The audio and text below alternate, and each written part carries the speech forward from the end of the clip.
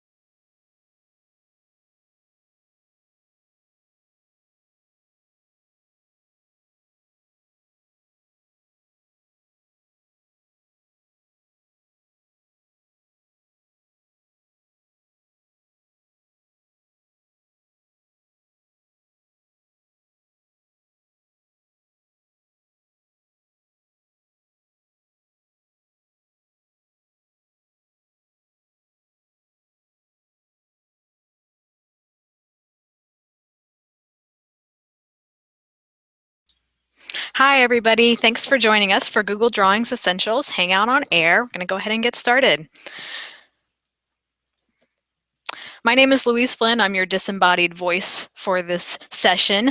I'm the Office of Information Technology graphic designer, and I'm also a trainer. Also on this call is Katie McInerney. She's the OIT training coordinator. She's got everything running behind the scenes to make sure we're running smoothly. She'll also be monitoring our Q&A session, making sure that you guys get questions answered quickly if there's pressing things. So if you hear another disembodied voice, it'll be Katie. Katie, can you say hi real quick? Hello, everyone. We're so glad you can join us today for this exciting session. Thank you, Katie. All right, let's talk about our agenda for the day. First, it's going to be a little introduction to Hangouts on Air. So if it's your first time doing a Hangout on Air, we'll get you started and kind of know how things work here. Then we'll talk about our 2 Google Drawings classes, Essentials versus Hands-On, so you can know what we're going to do specifically today that we do and don't do in the hands-on class. Then we'll cover why and when to use Google Drawings. We'll talk about use cases and templates, and hopefully that'll get you guys thinking about ways that you can use drawings in your work and maybe in your personal life too. We'll talk about the 2 ways to start a Google Drawing and when and why you would want to use those different kinds. We'll do a live demo and you'll watch me do some drawings. Katie and I will collaborate on a drawing, and then you'll see how sharing works. Then we do have time for a Q&A, and we'll talk a little bit about additional resources. Okay, so Hangouts on Air, there is a slight delay. It can be up to 2 minutes long. It might be as short as 30 seconds. We don't really know until after the fact how long the delay is, but it is recorded. So if you want to go back and refer to this later, watch it, or share it with a colleague, you can do so. It'll be available on the NC State Google Services Team YouTube channel. It's also linked from your Google Plus page on your events section. You can find that later. And then we're going to talk just quickly about how to ask questions. So in the top kind of right-hand side of your screen, you should see a little grid kind of next to your name. It's highlighted up here. If you click on that, you get 2 options, Q&A and Showcase. We're not really using Showcase today, but Q&A, click on that. You'll see this white bar on the side and the very green button at the very bottom, Ask a New Question. If you click on that, you'll submit a question. Katie's going to see it, and then we'll either answer it if it's very pressing during the talk, or we'll get to it later at the Q&A. This is where that delay can be a little funky. If you ask a question and then I cover it, our timelines might overlap a little bit. I might have already answered the question before you even asked it. So keep that in mind. Don't worry about it if that happens. We'll just keep rolling through it. Okay, so if you were looking at Classmate when you registered for this, you might have seen that we offer 2 drawings classes, one called Essentials, that's the one today, and one called Hands-On. And I just want to give you a little talk about the difference between the two. Essentials, we're going to get to know the program. We're going to talk about use cases and ideas. I'm going to demo just the key features. This is going to be to get you started. This is going to be so you can feel like you can go into your office and play around and you know how things are rolling. The hands-on class is in-depth. We're really going through all the tools, going through how to use things. It's going to be a hands-on demo where you're in the class and you're drawing and I'm drawing and we're doing things at the same time, and then we do real-time collaboration with everybody in the class. And you see how that sharing and drawing on other people's drawings, you get kind of down and dirty with all that. So these do go together. If you're doing the essentials today and you think you want to know more and you want to really play around in a more supervised setting than on your own, come to the hands-on class. Our next one is April 27th, and you can register for that at go.ncsu.edu/classmate. All right, so why might you want to use Google Drawings? There are a lot of reasons. Here are kind of the biggest hits. First thing, there are no software downloads. It runs entirely in your browser. That does mean that you need to have internet access though, but we pretty much all have that here on campus, so that's easy. It also auto-saves in Google Drive, which means that once you're done working on something, you don't have to download a file. And if you're sharing it with somebody, you don't have to re-upload it or attach it in an email. It's just there for you all the time, which is really easy. It also has a very easy to use and familiar interface. If you use Google Docs or Google Slides, a lot of these things are going to look very familiar to you, which is great for when you're learning to use a program. These icons and toolbars are very consistent across the Google apps, and that's awesome. But these 2 starred ones are the very special things about drawings. First off, collaborative features. There are more powerful tools for drawing than Google Drawings, for sure. Google Drawings is not going to replace the Adobe suite of products. We all know that. We can come to peace with it. It's good for things that drawings can't do. But no other program has the collaborative features that Google Drawings has. You know, I can make great things in Adobe Photoshop, but if I want to share them or have them people comment on it, I have to email a file, I have to upload it, somebody has to print it out and write on it or annotate. With Google Drawings, my colleagues can come into the drawing, they can make comments, they can edit it right away and share those things with me. It's awesome. So this is something nothing else has. Secondly, what makes Google Drawings awesome are vector output options. And if you guys were here in class with me, I'm sure I would see a lot of blank faces when I say vector output options. What do I mean by that? Let's talk a little bit about what vector means. If you're making digital images, there are essentially 2 ways you can make them, vector or raster. Raster is also called bitmap, as you can see in the little graphic below. Raster is what I'm sure you guys are familiar with. It uses pixels, little squares of color, to make up images. This is what photographs are made out of, digital photographs, that is. And it doesn't scale well. If you take an image, a photograph, and you try to stretch it, blow it up, you start getting things pixelated. Colors get bigger, kind of chunky looking. It doesn't look good. And that's because it's made up of those little squares of color. Vector is based on math. To make up a vector image, you essentially have points and lines, and that's it. And size and position is determined by the interaction between those points and lines. So it means that it can scale to any size and not lose quality. It doesn't get blocky because just the proportions of those points and lines changes. And that means it can scale to any size. And it's easy to think about it scaling up, but it also helps scaling down. If you take a raster-based image and make it really big, it looks really blocky. If you take a raster image and make it really small, it gets blurry. If you take a vector image, make it really big, still looks crisp. Take a vector image, make it really small, still looks crisp. So you get some flexibility with Google Drawings that you don't get in something like MS Paint or some of these other raster-based programs. And it's really cool that they have this available to you in such an easy-to-use form, because vector can be really powerful.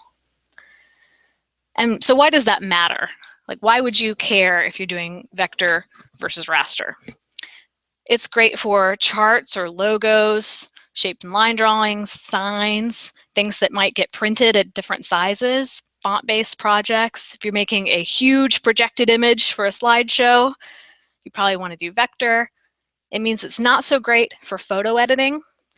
Photos are inherently raster-based. You can put them into Google Drawings, but it's not going to magically make it vector. And you don't get those special drawing brushes. If you're familiar with MS Paint, you know, the spray can or the paintbrush, you don't get those in drawings because it just doesn't have them available. It's pretty much basic lines. So how are other people using Draw? One thing that you can do is find templates.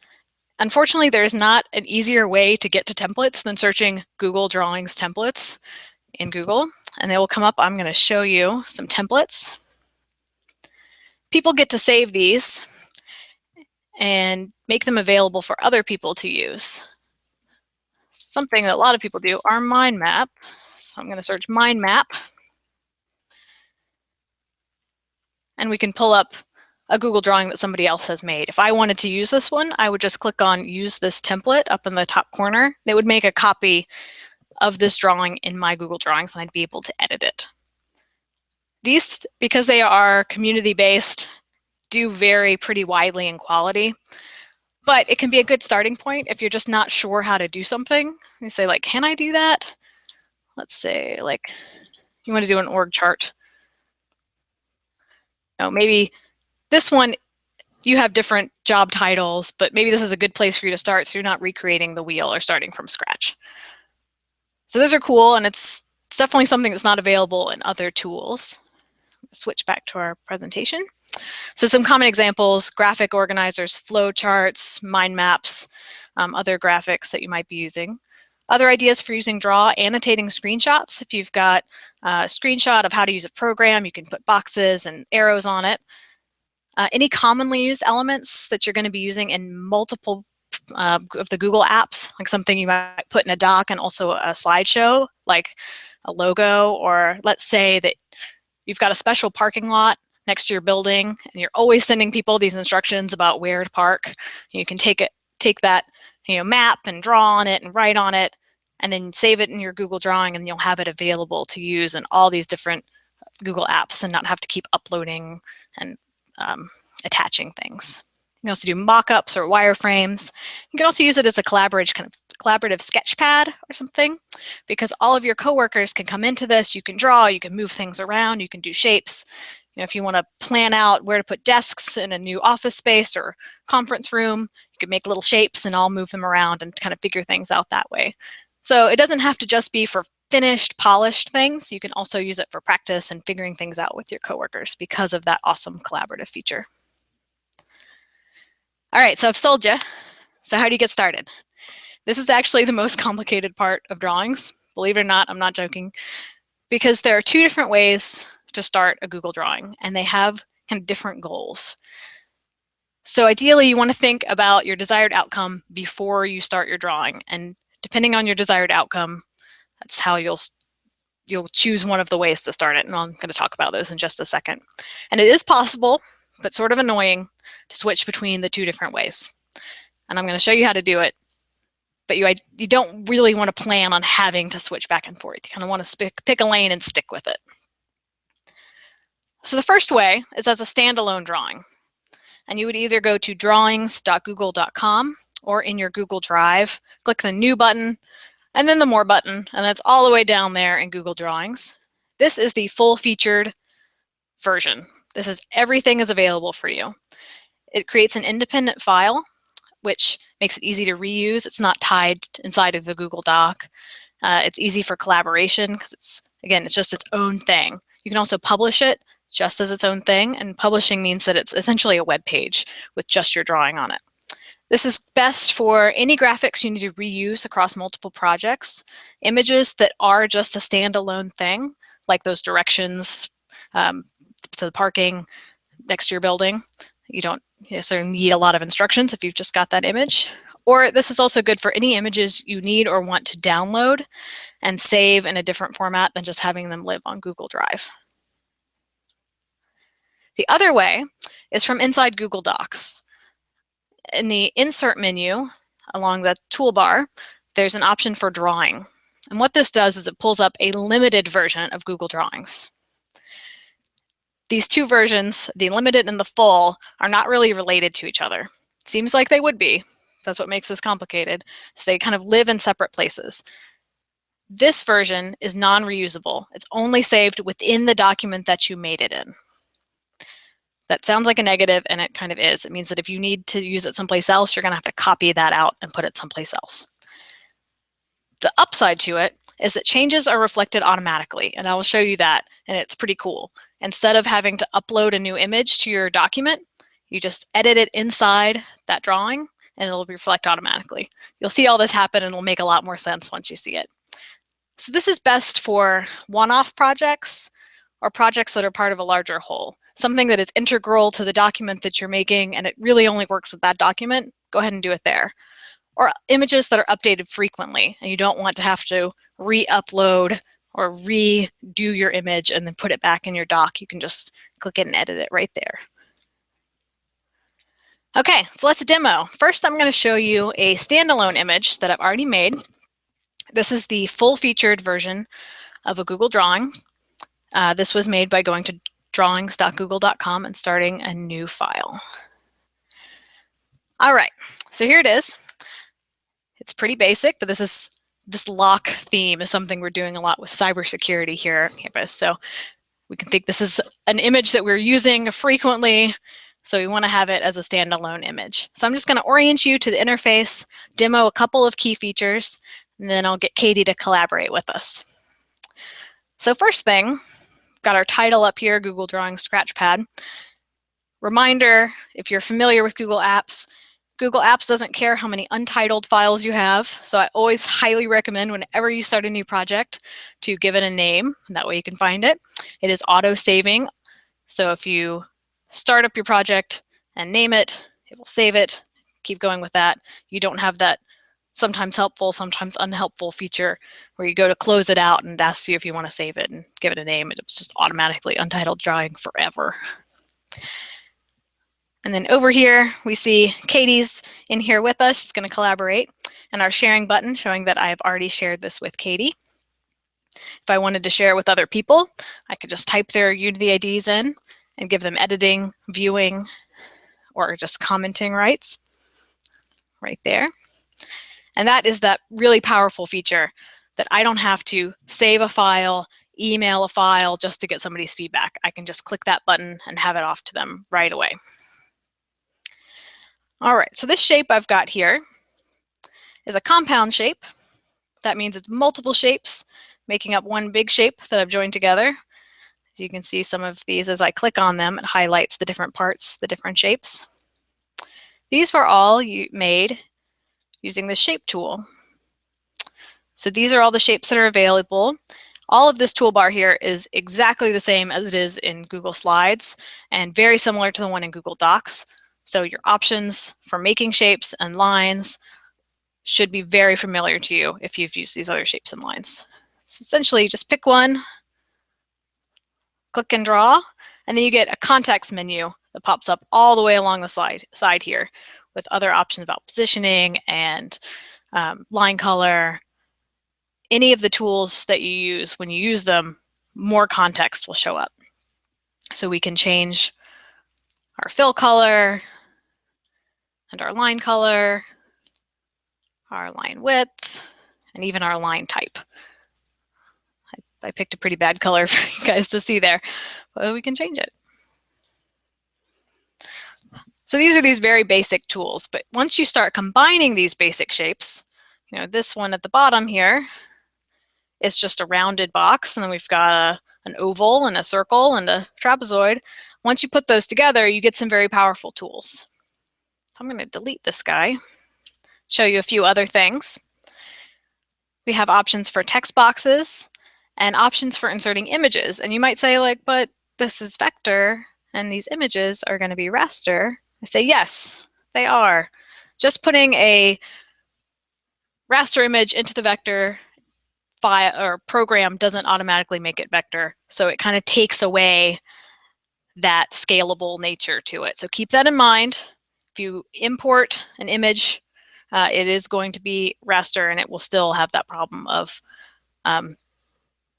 either getting pixelated when it gets big or getting blurry when it gets small. I'm going to show you another way to insert an image through the research tool. If you've used research tool in other Google apps, it is exactly the same in Google Drawings, but the big thing you might use it for is finding images. Again, these are raster images. We click on research and then images. If I want to put in a picture of a puppy for some reason, I don't know if I need a puppy with a lock. What's cool about this is it gives you copyright clearanced images. These are all in the commons, so you're able to use them without violating any copyright. You can just click and drag it over, and we've got a puppy. So I'm going to show you real quick. So I'm going to zoom in on this puppy, and it's a pretty good image, but you can see we're starting to get very pixelated here. I'm going to scroll over to my lock, and you can see how absolutely sharp that is.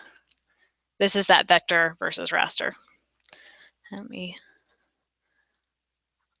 zoom to fit here, fit everything back in with the tool next to it. So that's kind of a quick demo of the research tool and why you might actually want to use it in Google Drawings. Those images are great. So I said earlier this was a compound shape, meaning that it was one that was made up of multiple different shapes.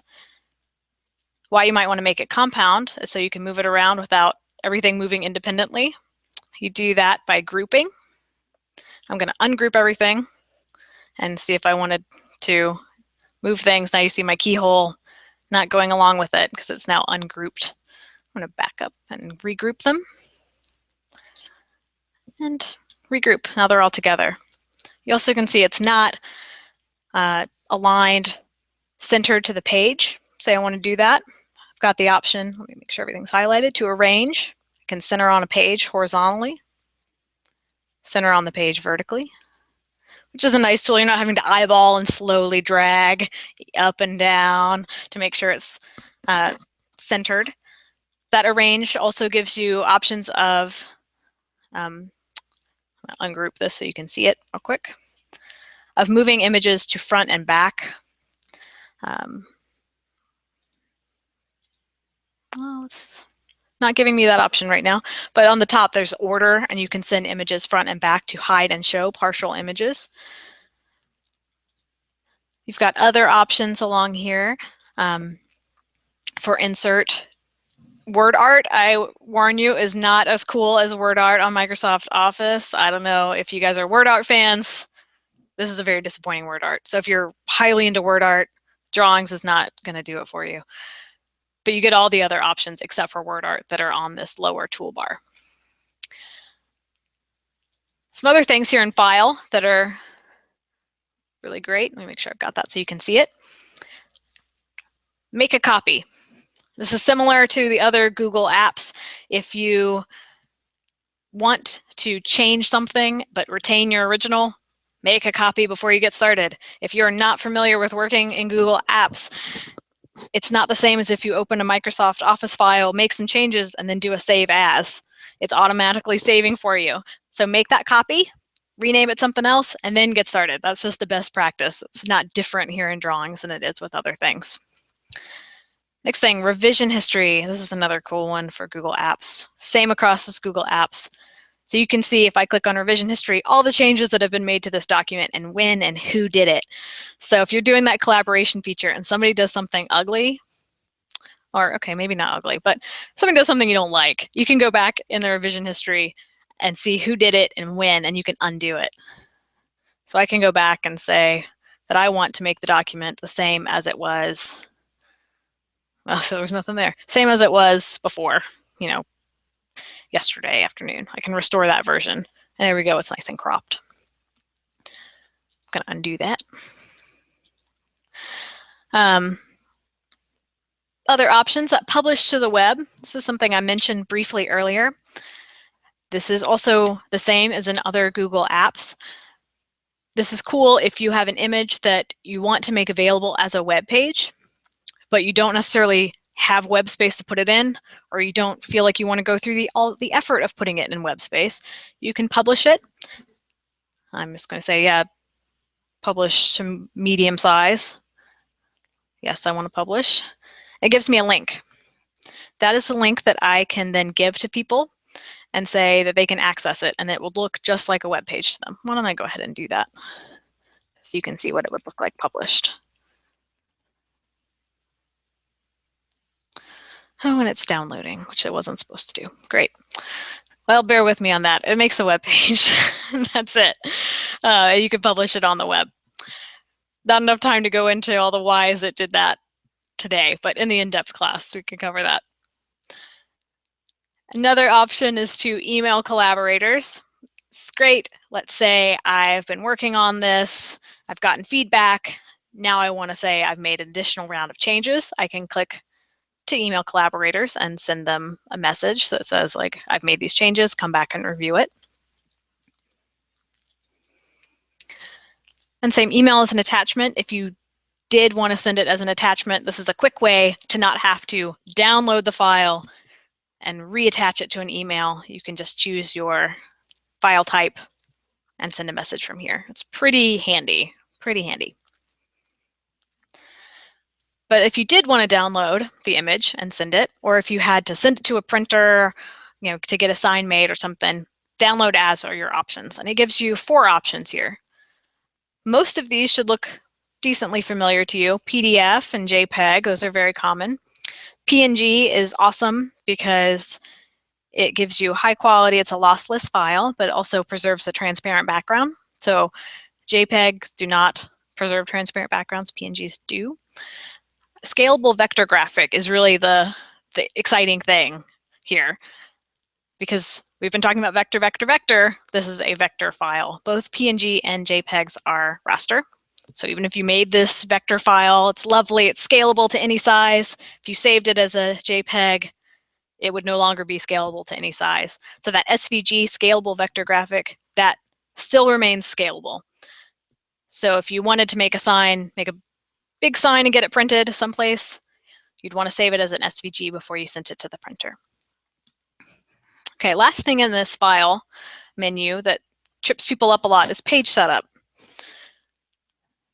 I get a complaint that says that you can't, I need to make a file that's 4x6, but I can't do it in Google. I reverted to a different size, but said it shows me just 4x3. I don't get to choose an actual size, because when you choose down here, page setup, you just get these options of ratios. You can choose custom, and you can say you want it to be a specific size, in inches, points, pixels, and it will resize your image if you've already done it, or it'll make your canvas, which is your work area, if you haven't started a file, it'll make it the size that you say. The reason why Google Drawings has those ratios instead of a specific size is because it is a vector file, that you don't need to have a specific size in mind, you just kind of need to know the shape of what you want. You can also, to resize or change the size and shape of your canvas, there is a little, very hard to see triangle at the very bottom right of your image that becomes a slider. If you make it smaller, it makes your canvas smaller. See, now my canvas is too small for my image. You can also make it bigger. It is a little tricky to get it to be bigger because it wants to go off the side of the screen. But that is a way for you to manually make your canvas a different shape. And similarly, we've got these, if I highlight my grouped image, we get the little toggles on the side to make things bigger or smaller. If you hold the Shift key, it keeps the ratio the same. So I can resize and shape my canvas and resize and shape my image to fit. Louise, there's a question about a ruler tool for alignment purposes. Is that available in drawings? Unfortunately, no, there is not a ruler. I wondered the same thing because it would be really helpful. It's been something that was mentioned in the Google support forums as a feature request, not yet available. So pretty much with alignment, all you have are those arrange, align horizontally and vertically. Otherwise, you gotta eyeball it. I'm sorry to say. But that's an excellent question. All right. So that does cover pretty much the very basics of the tools. You see that there's a lot more on all of these to go into. Line tools with scribbles and polylines, curves, all kinds of crazy things. These elbow connectors would be great for flowcharts. You've got lots of other shapes, equations if you're doing math stuff, all different kinds of text boxes. But what I want to talk about right now, I want to make sure we've got plenty of time to talk about it, is collaboration. So I'm going to ask Katie to come into the file. We see that she's up here in the file already. I'm going to ask her to just draw something in there, and so we can watch her in real time draw on this. I'm going to also ask her to comment. Comment anywhere on here so we can see how a comment looks. So you can imagine, oh, there we go, we saw Katie draw something. So you can imagine, get those wheels turning about how you might use this at work. So say, I want everybody to come in here and draw something. I want everybody to come in here and play around with this, move things around. Send me comments, tell me if you like what I'm doing or not. Tell me if the colors are good. And you can see those things come up in real time. So there you go. So I got a comment to change the color. And she says she wants me to change it. I can go in and do that. Or I can say, I don't want to. Nope. And reply. And then you have a chain of comments, going down there about why was it that way? Sometimes that happens with me. Somebody asks me to design something and we come to a meeting to talk about it later and they're like, why did we do that? And nobody remembers. Well, if you leave comments, you have a trail of why things are the way they are. You can leave comments on the entire image by clicking the comment button up here or the comment button over by, or this big button over by share.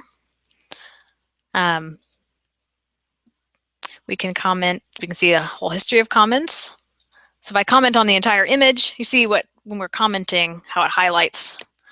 I can say it looks good because I made it. We can also comment, as you saw Katie did, on individual parts of things. And that's useful if you've got a lot of elements in there. If somebody starts writing a whole litany on the whole thing, you might resolve it and be like, well, you can say, I don't like this arrow, but I like this other thing. Put individual comments. It's pretty neat.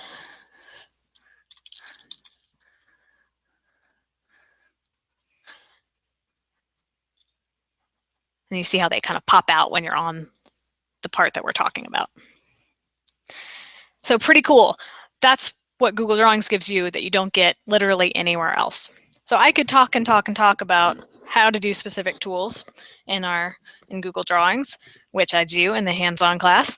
So if this little demo was not enough for you, come to the hands-on class. But I'm going to switch over to the other kind of Google Drawing. And so you can get a look at that and how that's different. So I'm going to switch my screen real quick to another example I've already made. So this is a Google Doc. And this drawing was done by going to Insert, Drawing. I'm going to pull that up real quick. So you see that this looks familiar, but different. It's the same general interface, but a much smaller version. We don't have all of those file options. We have a few options here in Actions, but we don't have, that we can't download this as. Oh, yeah, sorry, we can't download this as. We don't get the some of the sharing things. We don't get some of these other things that we get in the full version. We get a very truncated section, but we can still do stuff in it. We can still draw things. So I'm going to close that. I'm going to open this one that I already have. So when I highlight it, I get an option to edit. So we pull up this one that I've already made. So let's say this is our annual fund drive and we're updating this thermometer with how many donations we've gotten. And we want to update that frequently. This is a great use case for doing the one that's inside our document. This isn't a thing that we're going to need to put on tons of stuff. We just need it here. So I want to update it, say that we've gotten some more money. You can see how quickly and easily I can do that and have it reflected. So I'm just going to draw a new shape on top of this shape. Make sure it's the right color. Transparent. Well, it's a little funky, but I'll let it go. I'm not going to spend time making it perfect as much as it hurts me. So I save and close, and whoop, ta-da, it updated. That's as easy as it is. if you had made this in the standalone Google Drawing and you wanted it in that Google Doc, you would have to save the standalone drawing as a JPEG or a PNG, etc., and then insert it as an image. And then it would be inserted as just as in any other image that you would put in a Google Doc. You wouldn't be able to edit it. If you changed it in Google Drawings, it wouldn't reflect the changes here. That's the difference. This made inside the doc lives inside the doc. You can't get to it from Google. You can't search for it in your Google Drive. It's not saved in your Google Drive. It's only in this file, but it updates automatically. So that's what I mean about there being use cases for each one. And you got to think about what you want to do with it before you start. So think, if I'm doing a project, think, how am I going to use this in the future? Is it something that just lives inside this document and I want that updated automatically? Sometimes I do. I want to do the insert drawing inside the doc. If it's something that's going to be reused or a standalone thing, drawings.google.com. And I did talk a little bit about how to move back and forth because you can. I'm going to show you that real quick. It's from the edit. And this would be kind of the same I'll show you on the standalone as well. We've got that Actions web clipboard.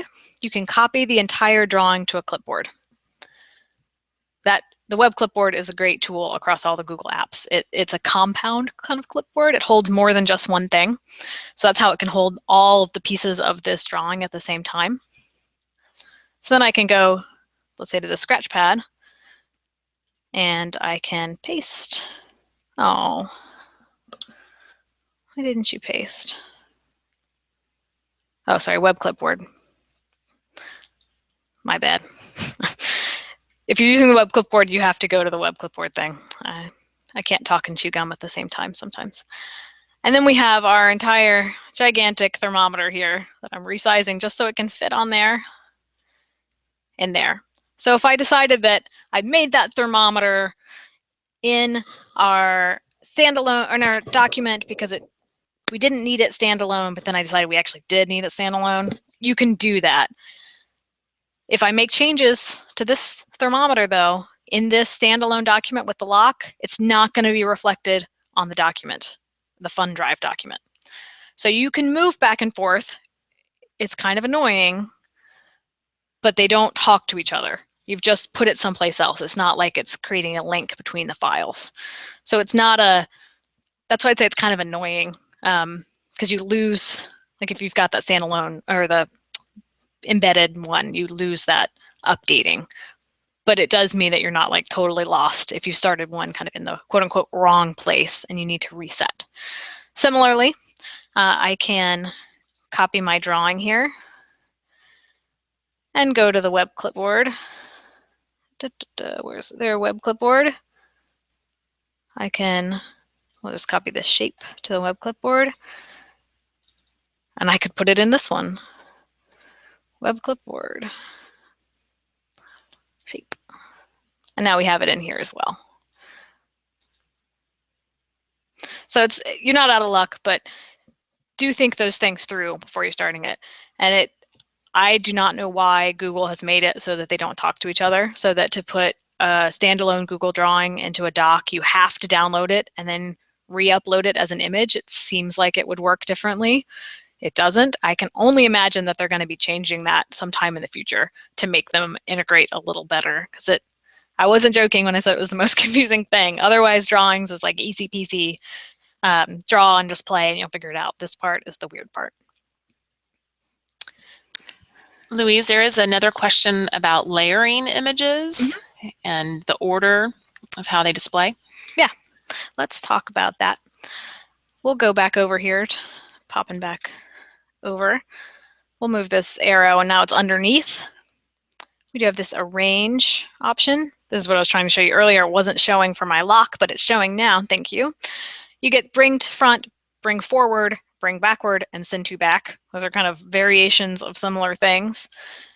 So we can bring that forward. It went through one layer, but not all the way through all the layers of things. If we bring it to front, it will come all the way to the front. And now it's on top of everything. So that's the options that you get for arranging. It is really, those are the options that you have: front, forward, backward, and back. I'll send it to back and you can see it disappear again. It does not have that nice feature that PowerPoint has, where you see them kind of displayed in a 3D space and you can click and drag them back. You kind of have to play with what's on top of what. And similarly, drawings is an additive process and not a subtractive process, which I can illustrate a little bit by this keyhole on top. It's not, I didn't delete out the space from this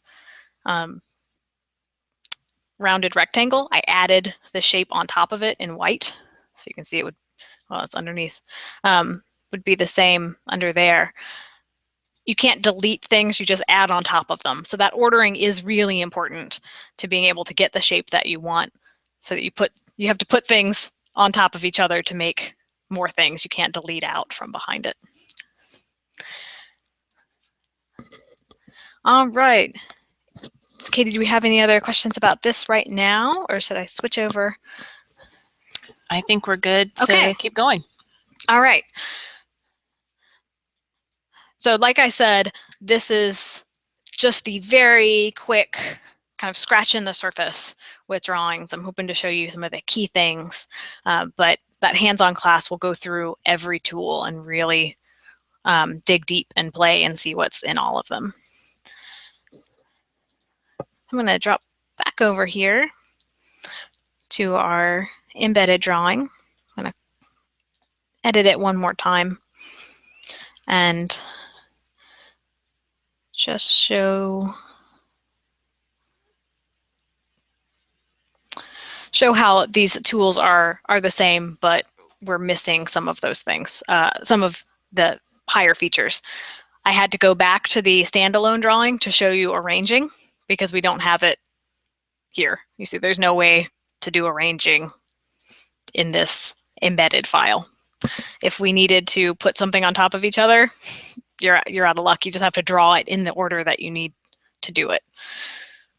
So that's a downside too. If you need these slightly more advanced features, but you also want the updating, you do have to do that web clipboard change between the two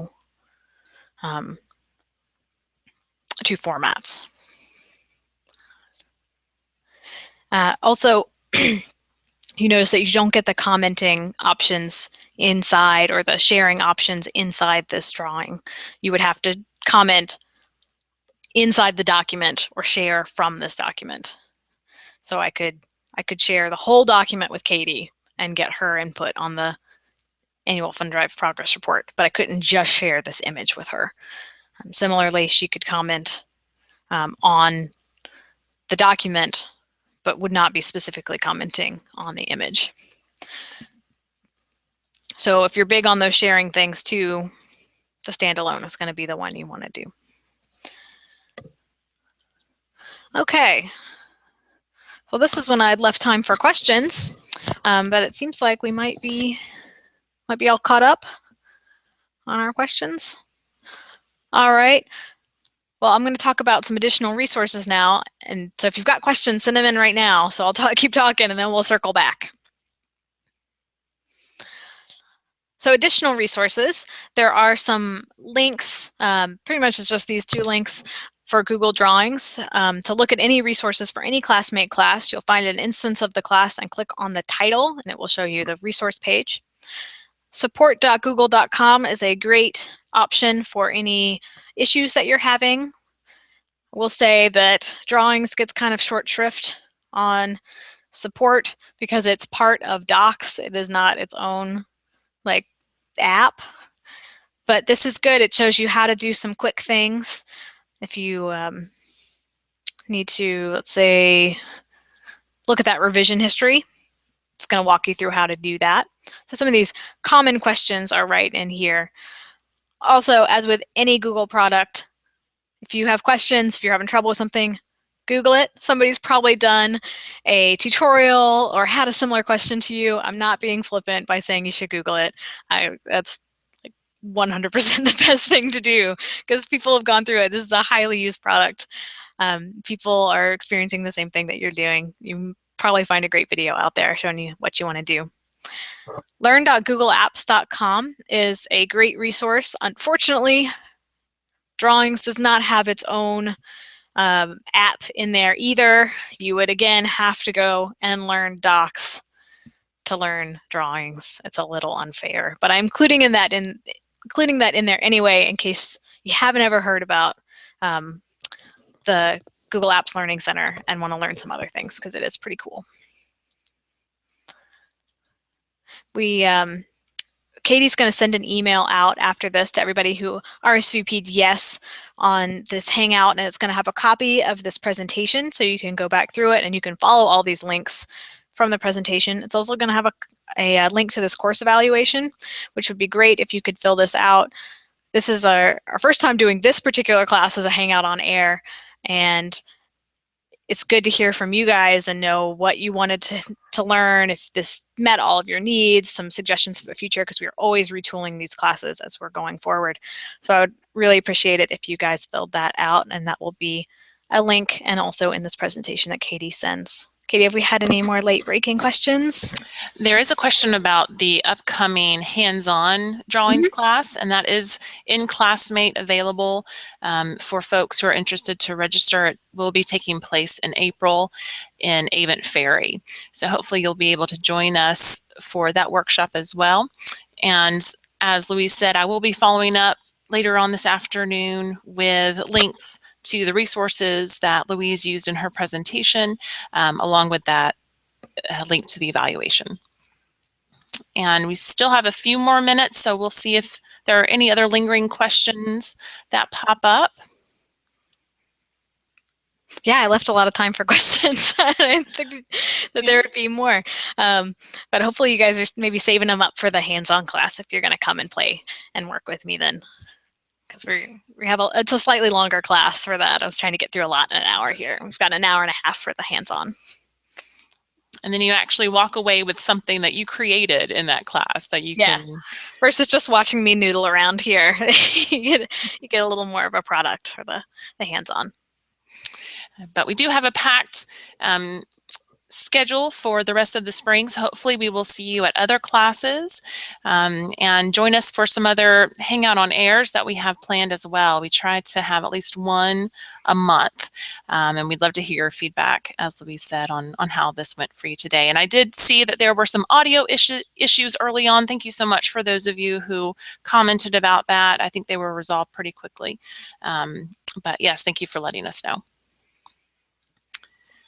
And I don't see any other questions at this time, so I'll go ahead and say thank you again for joining us today, and a huge thanks to Louise for walking us through this tool and letting us learn about all the features and functionality and collaboration tools that are available for us through Google Drawings. And Louise, did you have anything else to say before we conclude? Thanks for coming, and thanks for all your great questions. I'll get you out of here a little early today. All right, sounds great. Thanks again, everyone. Have a great afternoon.